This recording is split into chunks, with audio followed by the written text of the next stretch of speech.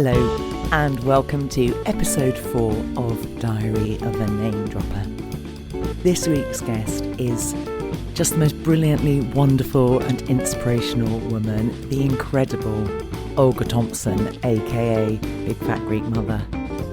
Actress, singer, comedian, mother, and recently went viral with her Bridgerton reel.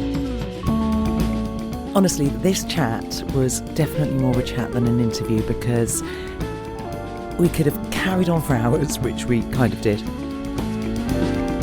So as it's Easter coming up, let's get cracking with Olga Thompson, who is just a joy, and we laughed and laughed and laughed, and I hope you enjoyed this as much as I did.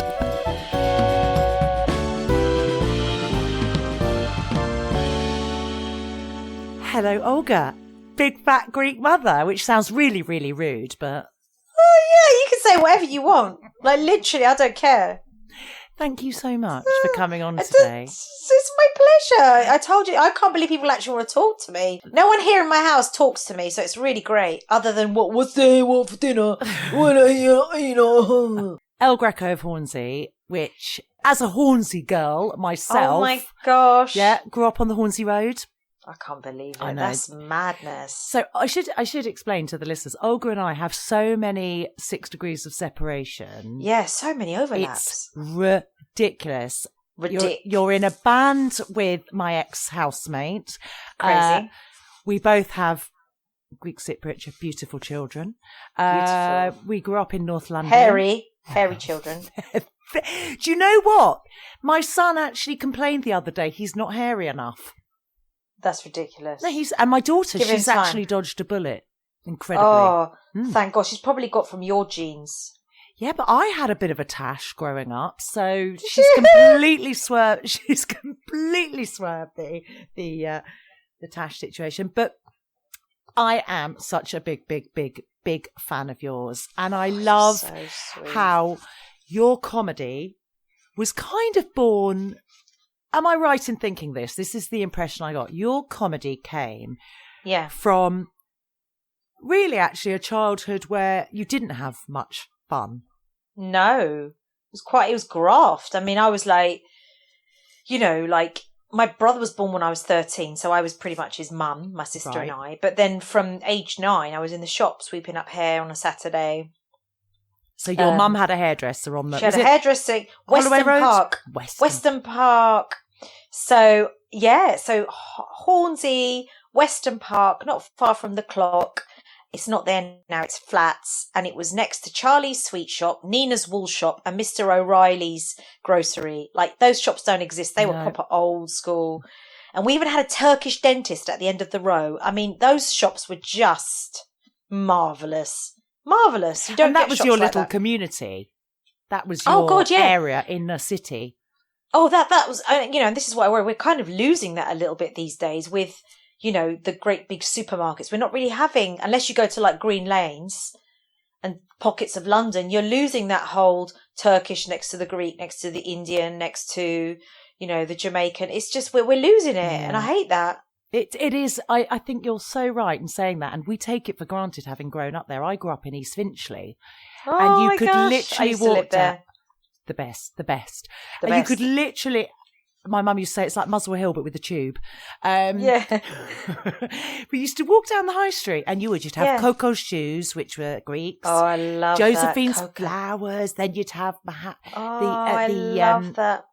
It wasn't Madder Jaffrey's, but there was an amazing Indian takeaway, wasn't there, along East Finchley? We're totally digressing, but I loved it, and I completely agree with you. It was that little pocket of almost ghettos of immigrants, which absolutely was this incredible melting pot that gave London that's all exactly its colours. It. The melting pot. It was a juxtaposition of so many different nationalities coming together to make, and my mum's hairdressers was a kind of little pit stop. It was where the whole kind of immigrant society in the 1970s, with all their foods and colours and stories and jokes and humor and fashion, they all kind of converged here in El Greco. And it was where everyone shared everything, cultures, religions, we'll pray to Jesus and we'll pray to Allah. Yeah, pray that as well. And I'll read your coffee cup. It was just so bonkers, but it was somewhere that everyone just belonged. It was a place where people could belong. It's just important having a place like that. So El Greco, which is the name of your tour, yes, was the name of your mum's salon. El Greco, yeah, it was El Greco, and it was at the bottom of Weston Park. And it's quite funny because it lends itself to the Greeky, but actually it's a Spanish name. It's the Spanish painter, El Greco. But it was there actually in the 60s, owned by a lady called, oh, God, my name. Oh, Despo. Used to own it in the 50s and 60s. And it was back then, it was more like, really like, just not how my mum had it. My mum came over, she took it over early 80s, and then Despo had it like probably late 50s, all through the 1960s and 70s. She had this hairdressers, and then my mum took over. And where in Cyprus were your family originally from? My dad's from Nicosia, and my mum is Bafo. Beautiful. It's such a beautiful. I've never been to Nicosia. Nicosia, it's hard to have a holiday there because it is quite city based, but it's beautiful, but it's very city based, isn't it? It is. You want like sea and all of that. And was it growing up in sort of in the hairdressing environment that you were able, because what I love about your comedy is your observational humour. The fact that you don't need to have grown up in North London to appreciate the characters such as Andrula and Bambos, and they're all real. They're all real people based on real people. Every single one of my characters are based on real people. Andrula used to be the young girl that used to work with my mum, and she was quite slow. Not to the depths that I've pushed Andrula off the cliff, but everything was quite slow. Oh, I love Andrula so much. And so and we had the boys that would come with their mums and they get their highlights. It was just like that.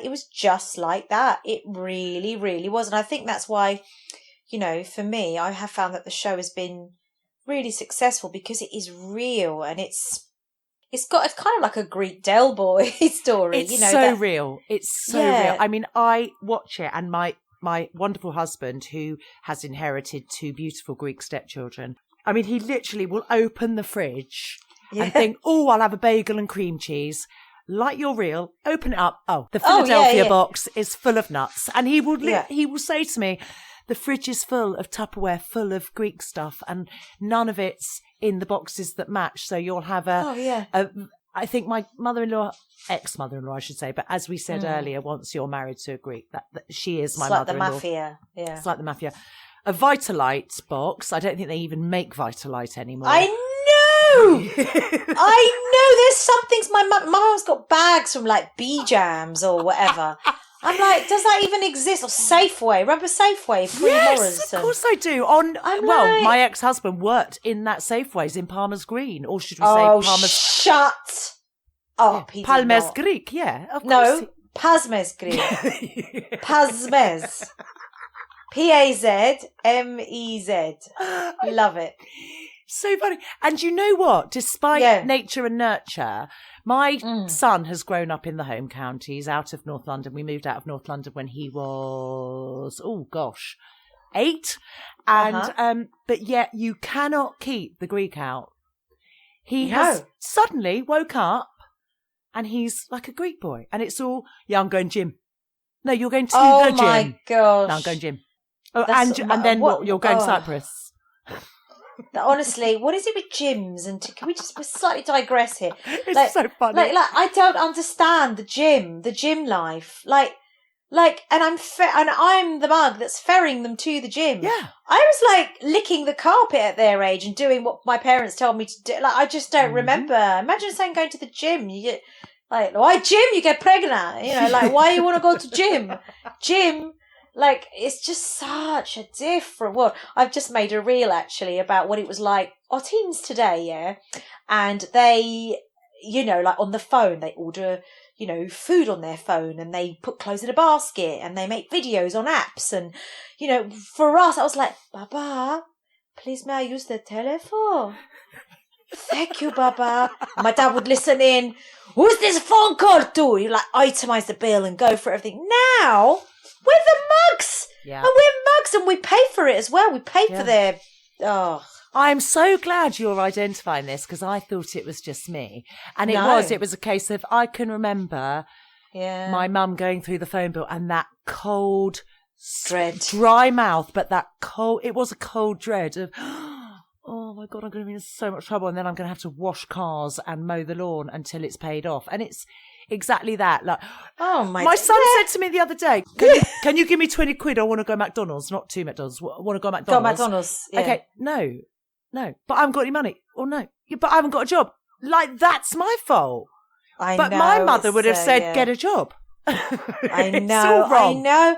It really is, but we can't blame our kids. That's what I keep saying to myself, for what is the culture, really. You know, that everything is kind of done for them, pretty much. We've created monsters. We have. But they'll all be the same. But going back to childhood, so you used to observe these characters, and you're very honest and open about the bullying you experienced at school. And do you think being around these characters, but also creating characters, was your coping mechanism, your protection? Totally. Absolutely. Because, you know, as the Greek kid, you know, who, you know, I didn't speak because my yaya brought me up because my mum and dad worked. That's my grandmother. And so I didn't know any English when I went to school, so I never spoke, you know, and I started off, I feel like, on the back foot. And I was always slightly the odd one out. I was a very chubby kid. I just wasn't one of the cool kids or whatever, you know, you want to call it, or even just the normal kids. I wasn't even normal. You know, I was just like this kind of Glenn Medeiros character that used to, you know, it was really tough. I do make jokes about it, but I found school really hard. I found that if I could make you laugh, then you'd be distracted and you wouldn't, you know, pick on me. As long as I could make you laugh, then you wouldn't really see me and you'd be distracted and you wouldn't see me because I was playing a character. So I grew up doing like Cilla Black and Kylie and Margaret Thatcher. And, you know, I used to do all these impersonations and, Olga, come in living room, put on a soul. And they'd all sit round, Olga, and I'd do a soul. Wonderful. You know, and here I am 50,000 years later, obviously much older, but I'm still trying to do that. Interestingly, later in life, I kind of stopped performing and acting. You know, I had children. And, you know, when you have kids, you feel like you've been hit by a bus, don't you? Yes, still.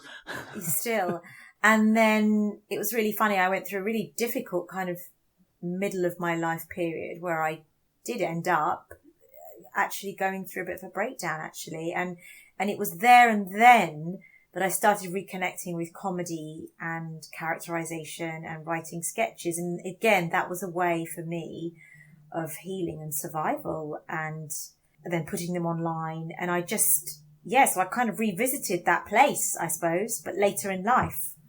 And did you relaunch completely as an sort of online comic to begin with? Well, the difficult thing was Originally, I trained as an actor, so I went to university, I read English and drama, and then I went to drama school and, you know, did all of that. And you sing? You sing? And I sing, and I did all of that. And then I never meant to be a comic. I probably was always a bit predisposed that way, but I worked as an actor for lots of years, and I did, you know, with rep companies and touring. And then, obviously, when you have children, everything just sort of died down. And I couldn't travel, so we moved out of London. So I found that doing things and sticking them online was great because I didn't have to go anywhere and I could still be there to pick up baby sick. So, yeah, and we're talking back in the olden days, you know, the archive social media days, you know, where, you know, social media was a different place back then anyway. Sure. And I love your name, the Big Fat Greek Mother, because I remember when the film came out. Oh, yes. And I remember saying to my mum, If this film had come out before my wedding day, I would have understood so much. Yeah. I have a father-in-law who believes, not Windowlean, but a similar product, others are available, cures everything. He also believes if you eat onions, you never get ill. Oh my gosh. My mum's like that. She puts lemon juice in her eye. She squeezes lemon juice into her eye. She rubs herself with Zivania. Zivania, you know what that is. This is wonderful. Why? Because, well, I always talk about the reels I make, but I made a reel about, like COVID now. If COVID had come out when my yaya was around, she'd have sorted it out. Oh, they were 100%. They would have rubbed you down. They would have hosed you in olive oil. They would have rubbed your butt cheeks with Vicks. They would have honestly, they would have gone mad for it. Avlo lemoni soup on IV. Yeah.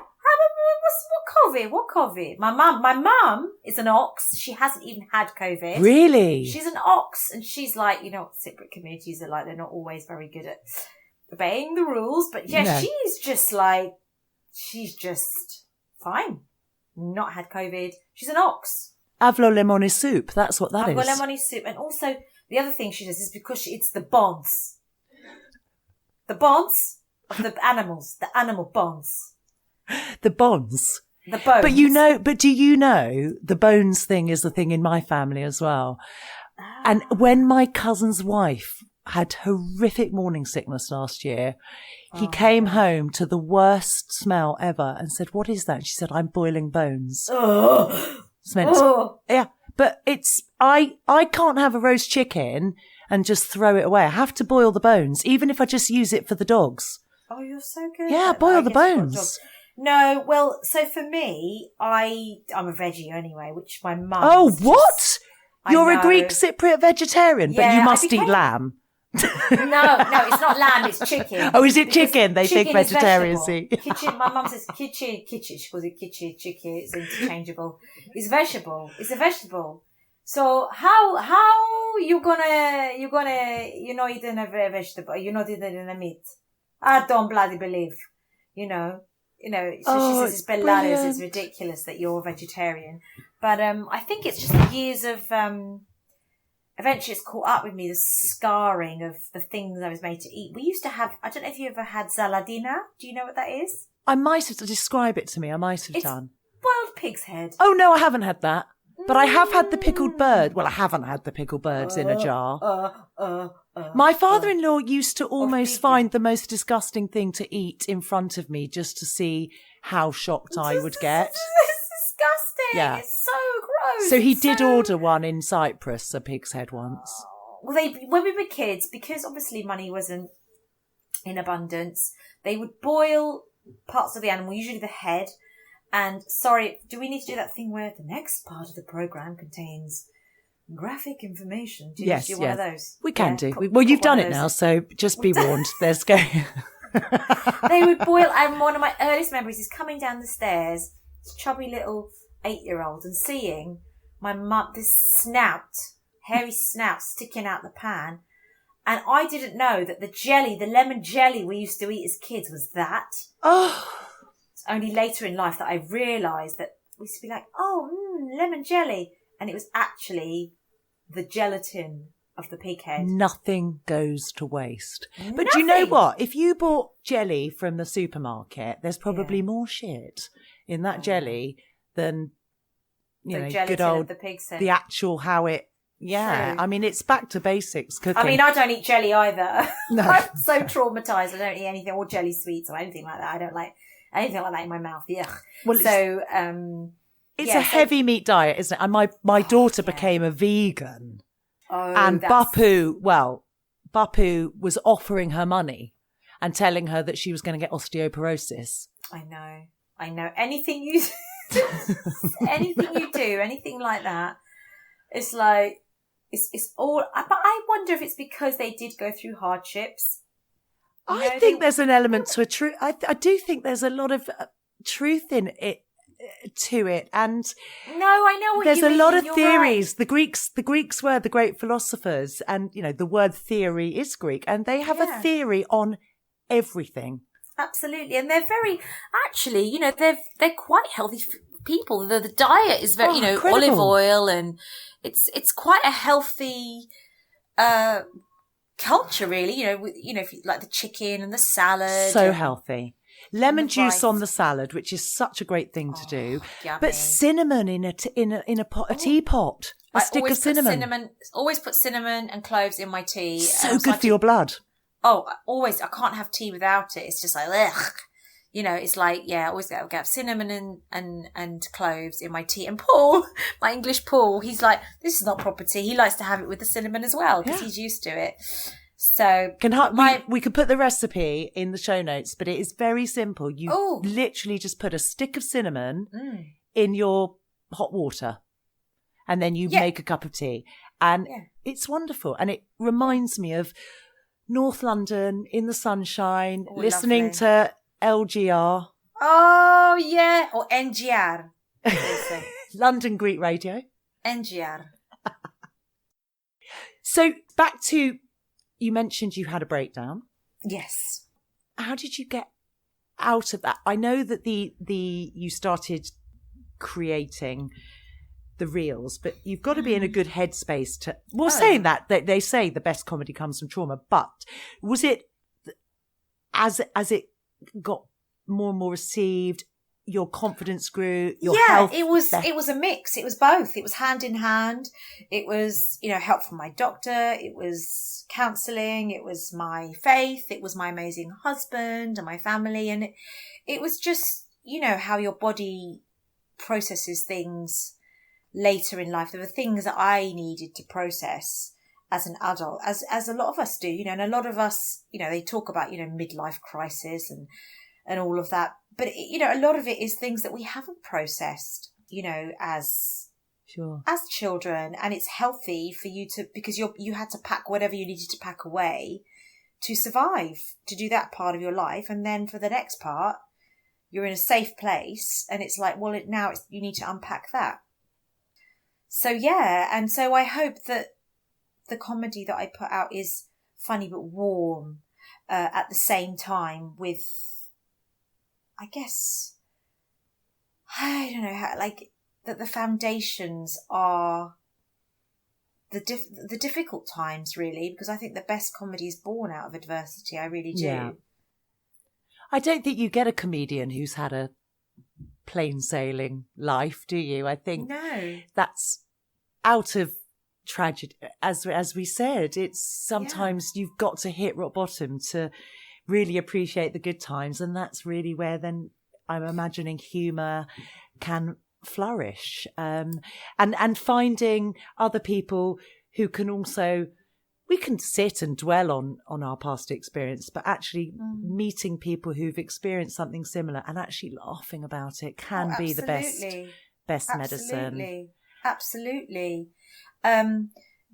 Because you find that commonality, and that's what we're all looking for. We're all looking for someone to say that we belong and that we're okay, But with you, there's a degree of, you'll be damned if you're going to let the bullies see that you owe them big time, because they've given you everything you need, the foundations to be this brilliantly successful, hilarious, brilliant woman, but I'm going to play this back on my bad days. I want you to, because something, and you said you bring that up, you come across as such a sweet, kind, lovely, all-inclusive comedian, because there are some comedians where you think, oh God, I wouldn't want to sit in the front row, or you'd be scared. Yeah, absolutely. And with you've just got this brilliant way of lighting up a face when they're watching. I watch it, and lovely. You are brilliant, Olga, honestly, and I mean this, and this is why I'm so grateful to have you on, because I was bullied at school,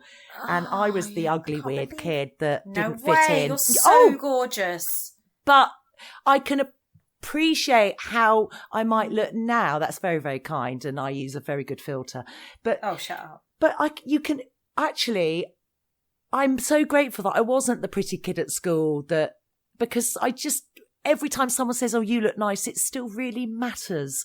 And I'm so grateful. And gratitude is the key to happiness. And I know. And I feel like that whenever someone says, "Oh, that made me laugh," or anything to do with kindness, or like because that's kind of, those are the things that I really aspire to be, you know. And so it means the world, because sometimes you do things and you look around and you think, well, why aren't other people being kind, or why aren't, and you can feel a bit like, why do I bother? But then you think, no, I can't be anything else than what I am. So when someone recognizes, that does mean a lot to me, you know. But you have to be careful, because, you know, I've had to learn a lot of lessons about, you know, how you can be kind, but you have to be tough as well, you know.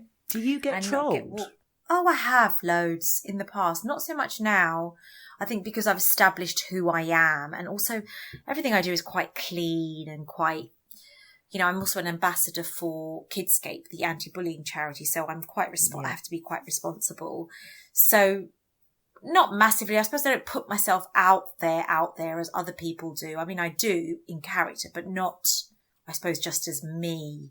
So yeah, and I've had quite a good standing and relationship and name on social media. Like, I've worked really hard to have good relationships with people and treat people well, you know, from the beginning, because, you know, if you've done something, you've been a twit, or, you know, it spreads, and your reputation, you know, it really spreads on social media really quickly.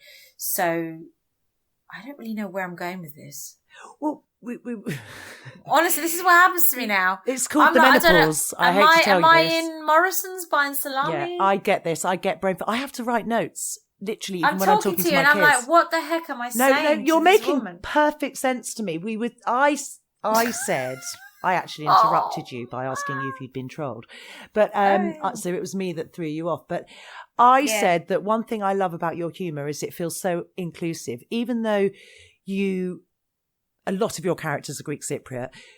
You don't feel like there's any in-jokes. Everything is very inclusive, and the kindness does exude from every sketch you do. There's always just this warmth. So whatever you're doing absolutely perfectly. Honestly, that's just like made my day. No, I love it. And I love that you're the Kidscape ambassador as well. I think it's so important when a charity approaches you and asks you to, you know, be a spokesperson. It's the best thing I ever did. It's like my life's joy that I've done. I do that. It really is my joy. And you wouldn't be doing that if you hadn't been bullied. So again, thank you to the bullies, because you're now helping other kids. I know. It's crazy, isn't it? But we could say that for all of us, for all our lives, the things that nearly broke you made you stronger. You know, I'm sure there's things in your own life where, you know, you think, oh my God, this is going to leave me for dead, for sure. I'm going to be a body in the street. They're going to get that chalk and draw around me, police line, do not cross.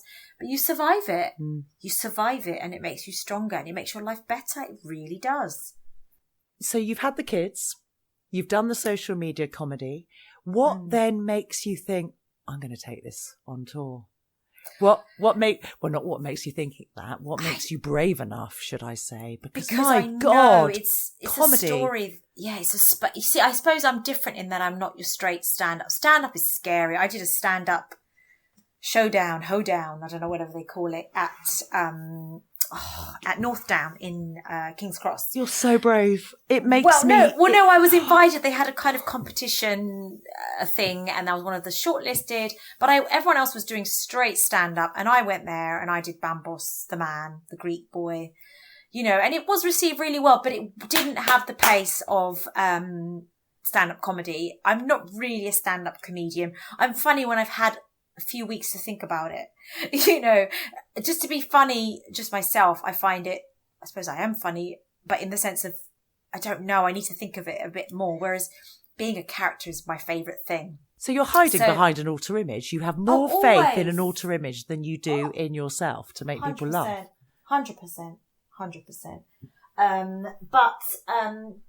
So then I wrote El Grego of Hornsey about 3 years ago. Planned to go and do the big Edinburgh Festival. Then COVID hit, which was so delightful. So then I was able to do it last year. And then I just know that I have a brilliant story that is warm, that I know could very easily be developed into a television series. That was my next question. Yeah, that is where I want to go. I feel like I need to tour it a little bit more. And then I reckon in the autumn, I'm telling myself that that's when I'll settle down and bunker down and write it. Please do. Promise me you will. I will. It's just so hard finding the time to do, when you're like social media and this and that. But I know that that's my ticket. That's my golden ticket. I see you nestled between a sort of Friday night dinner and a sort of Stath sells flats type. Real observational it's different. Chaos. I know, yeah, absolutely. And it's quite different to anything that's out there. And I don't know whether I'll do a kind of Desmond style. Do you remember Desmond? Yes, I love Desmond's. Yeah, I don't know whether it is a bit of a Desmond style. It is, yes. It really could be. All set in the hairdressers. I just don't know what it's going to actually look like because I'm not really sure what the end package off the shelf is going to look like, but I'm beginning to see the glimpses of it. Yeah. Oh, that is so exciting. And then you're going to be doing Edinburgh. Well, I did Edinburgh. Oh, you did. Sorry, when was... hang on, what months are we in? It all merges in together, doesn't it? I know. When is Edinburgh? Edinburgh is this summer. I'm still toying with going back again because it was COVID. And I suppose the show didn't get as much exposure as it did. But at the same time, I invested a huge amount of money taking the show up there because I was self-funded. And it's whether I use that same funding for the tour or whether I, scrap the tour and then take it up to Edinburgh because I can't afford to do both. Oh, it's really such a hard. shame. Can you not get a crowdfunder or something? Yeah, I don't know. I kind of did a lot of fundraising last year for Edinburgh, and I just don't know if I've got the I just think we need women. We need more representation of ethnic minority, female. I mean, just having grown up in North London, you hold a really special place in my heart. But for anyone... I get that so much from people who say, I grew up, my dad didn't let me shave my legs. Or, I recognise that when you talk about the butchers there. I didn't live near that butchers, but I recognise that. And it's just, it's meatballs and dodgy net curtains. It's the smell of Elnet and somebody's, rheumatoid arthritis cream. It's real. It's memories. It's dreams. It's quite bittersweet as well. It's of course. It's almost verges on the heartbreak. There's moments on the show that do verge on heartbreak. Where you're actually crying one minute and the next minute you're laughing again because it's very deeply human, and that's something that I've always wanted to bring to the table, whatever I'm doing. And who is your favourite? I know it's like Sophie's Choice, you probably can't pick a favourite, but who is your favourite character? I think of all of my characters, it has to be Andrula because she's mine. I just have fun. I can have fun with her and I can say things that I really want to say to people, but because she's so stupid, people don't quite recognise that I'm sort of making fun. Oh, yeah, so you don't look too bad, Some people look so ugly when I wash their hair, but you look all right, So I just love her because also there's an element of I was saved. I could have been Andrula.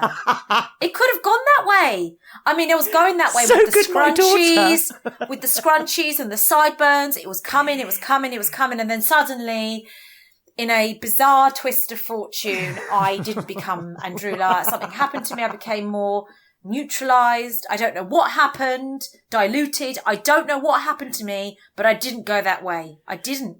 But I could have done. Oh, this is... And I mean, a lot of Amelia's cousins, my daughter, so she's gone off to do politics and law. But I would say the majority of her cousins and her old school friends from North London have gone into the beauty industry. Oh, yeah, absolutely. Which is, Andrula's dream. Yeah, but she's not really she's been studying for her GNDQs for 20 years, babe. And she's only really managed to get to the level where she could cut dog hair. My mum used to have a Greek lady called Ellie that used to come and wax her legs. Oh, And delicious. I'm convinced you must have known her because there's a lot of Andrula there. I get that all the time. Do you know my friend Sulla? Do you know my friend Marula? You must have based it on them. I'm like, no, babe, I based it on myself because I could easily swing that way at any point. I could easily revert back to that. Do you know? And sometimes I do become quite Greek. Oh my gosh, Sometimes there's little touches of it and I have to slap myself. Stop it! But you said that about me, and that's just because I was married to a Greek and have Greek children, so it's easily done. No, but I told you, you've got a touch of the posh Greek. I've never had the posh Greek. I like to think I've got a touch of the Onassis.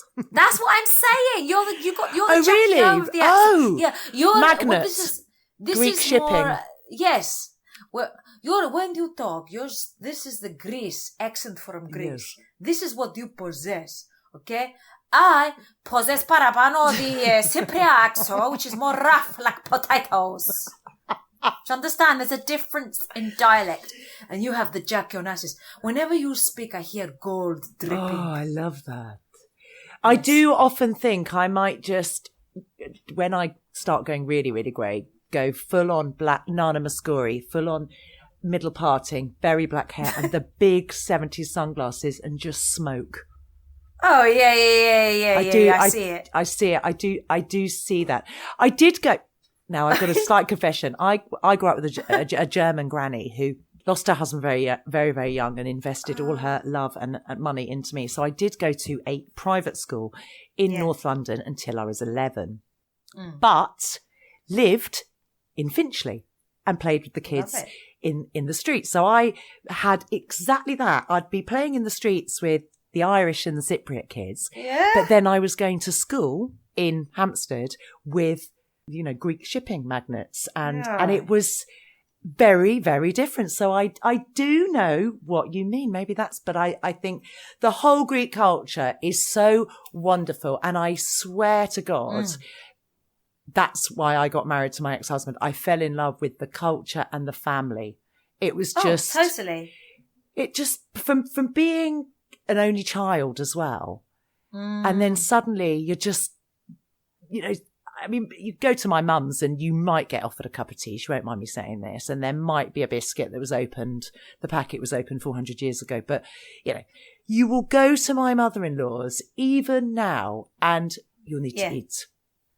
I know. They show their love the most amazing thing I ever saw in Cyprus, bearing in mind I grew up in a family like after you've eaten, you can't swim for an hour. And me and my friends used to be on holiday like, is it an hour yet? In Cyprus, I saw women wading out into the sea to put food into their children's mouths while they were playing in the water. Oh, God, yeah, totally. In case they starved. I've got food Tourette's. Like, you want a biscuit? Do you want a biscuit? Do you want a biscuit? Do you want a biscuit? Do you want a biscuit? Do you want a biscuit? Do you want more? Do you want more? Do you want more? Do you want more? Do you want more? And I don't even know that I'm doing it. It's like, what do they call that thing when it's like an involuntary, like a knee jerk? It doesn't matter what the problem is. A twitch. It doesn't matter what the problem is. Tax bill, car accident, it's, do you want to eat something? Eat something. Eat something. And my mum, wherever she goes, she came up for my birthday, actually. Nuts in a handbag, gone. Nuts and figs. No. Kitchen roll, wrapped up inside was piece of bread. Just in case, because she doesn't want to feel, because with bread, you know where you are. It is a staple. It is solid. There's no messing around. There's none vegans, no vegetarians. There's just solid bread, and she wrapped it. She keeps that bad boy there in her bag. No, she never be in trouble, No. Well, she will never starve.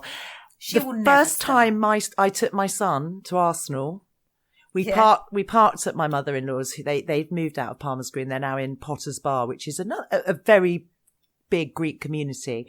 And when we got to Arsenal Stadium, my son said, yeah, put these in my pocket. And he pulled out 3 different plastic bags of nuts and figs and for him to snack on during the game. At the Arsenal. Of course. Of course. And the men sit down and the trays come in. Yes. In front of the television. Yeah. Oh, totally. With the fruit platter. The fruit. Oh, yeah. It's the food, then it's the fruit, then it's the nuts, and then it's the cake. And then it starts again. Yeah, you see, a Greek mother-in-law doesn't help you. My son said to me the other day, I'd eat more fruit if you prepared it like Yaya. Oh, yeah. Allow me. Yeah, like Lord. King Henry VIII. It's like King Henry with the bounteous amounts of grapes and... it's like, and then the grandkids are like reclining on the chaise longue. Well, Yaya drops the grapes into their mouth. Well, flipping heck, I'd eat that.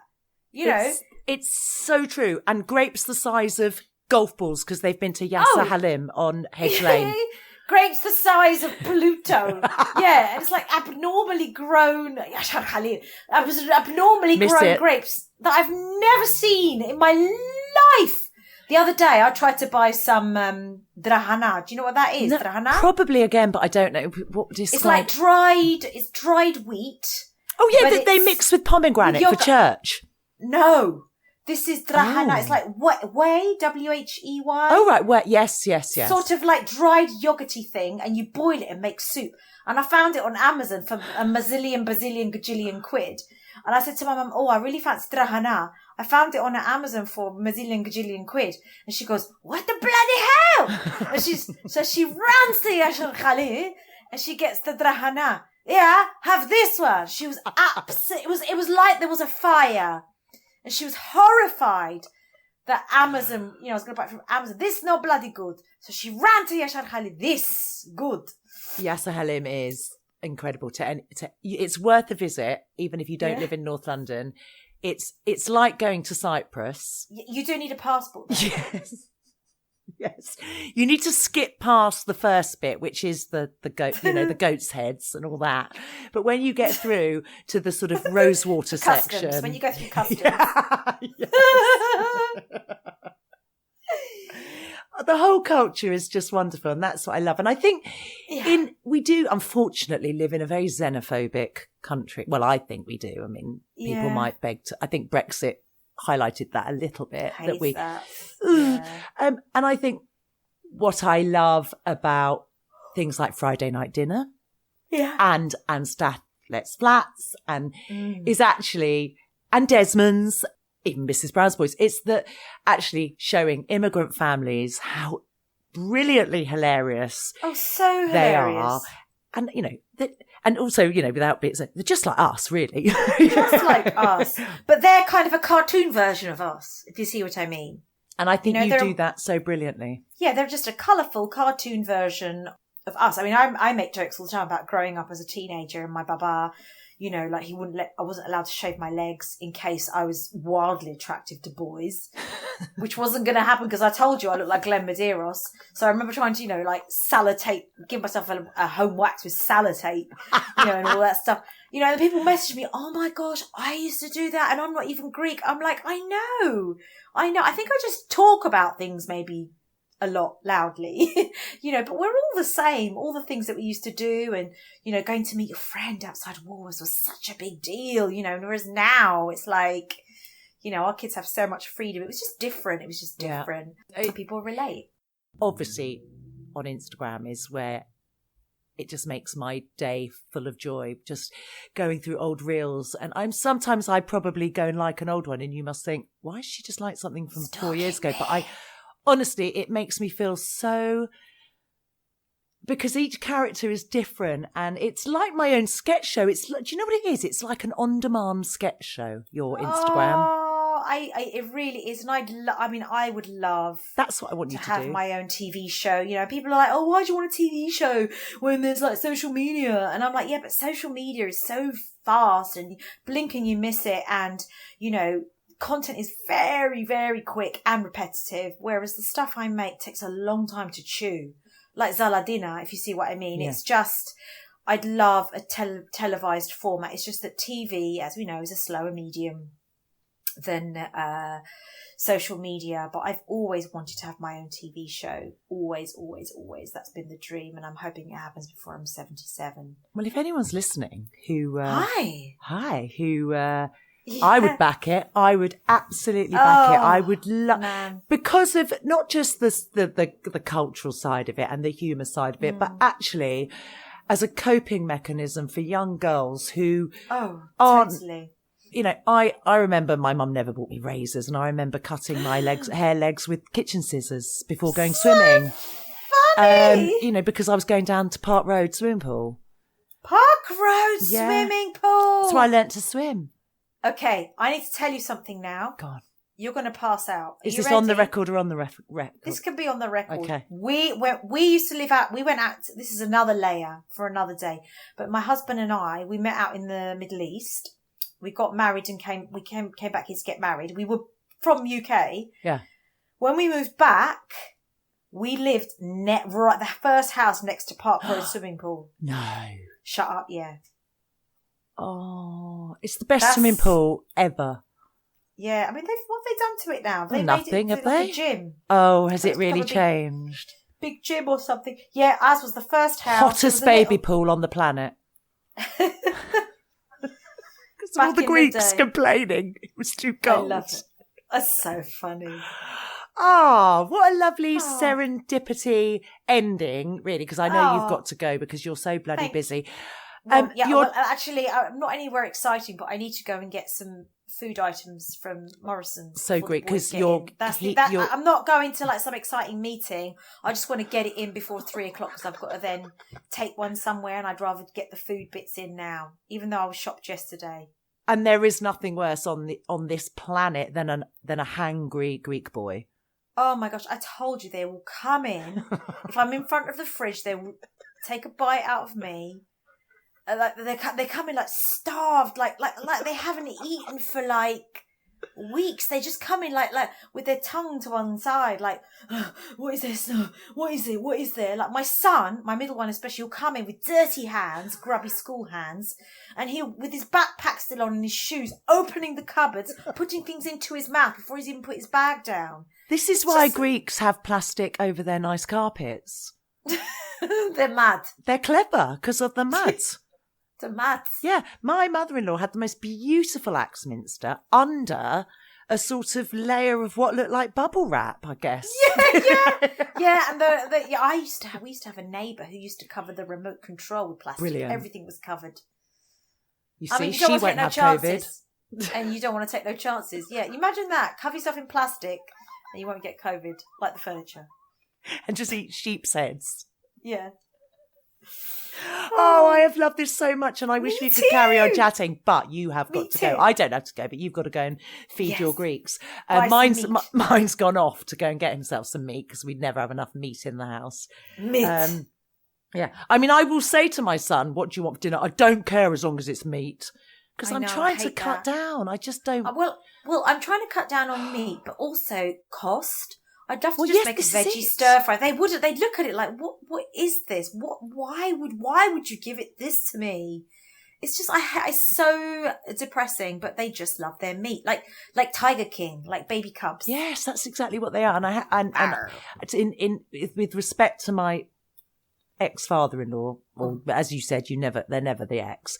He does, whenever my son goes for Sunday lunch, he comes back with a couple of steaks, duck legs, ask no questions, got him from him down the calf. But, you know, it's enough meat to keep him going because of his mother that's starving him. So, so I'm grateful for that.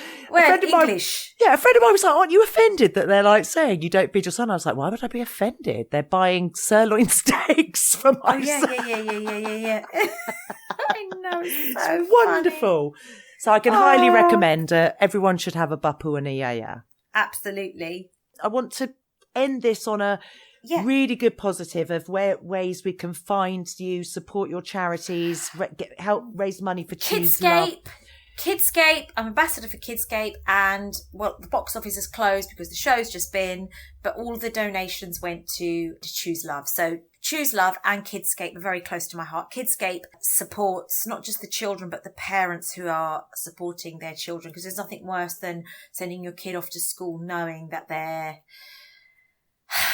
they are just so heartbroken, having to go into such a cold, difficult situation where they're being put down. So it really is, it offers really, it's not just one of these administrative, oh, here's a leaflet. It's really practical, really hands-on, and they do really great training for the parents and supporting the children. That's wonderful. I didn't realise that they help parents. That I hadn't actually thought of that. I'm so lucky that, you know, my children haven't experienced that.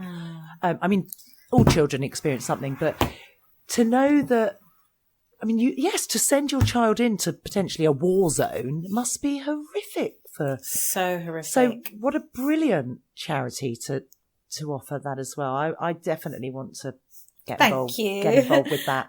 And then anything else you're doing, you'll be putting on your I'll put it on socials, and I'll send you, obviously probably around the time that this podcast goes out, I'll know my next few dates, so I'll tag those along. Yeah. Everything in the show notes. And personally, if you don't write TV show, if you don't write a screenplay or a sketch show, I will.